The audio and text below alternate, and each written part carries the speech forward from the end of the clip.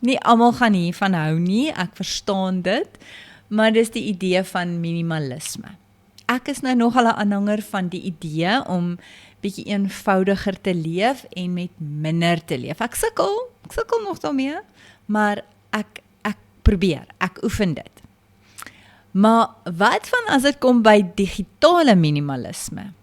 Dit vra watter gereedskap voeg werklik waarde tot my lewe toe? En watter laat my net eenvoudig besig voel sonder enige betekenis? Jy moet nou onthou dat sosiale media platforms is ontwerp om verslawend te wees. Dis hulle hele doel. Hulle is gemaak om jou konsentrasie af te breek.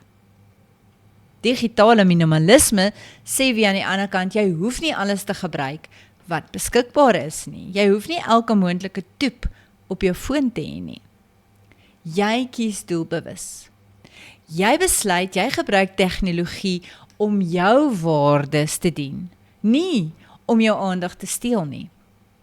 Jy skep ruimte vir stilte, vir nadenke en vir teenwoordig wees.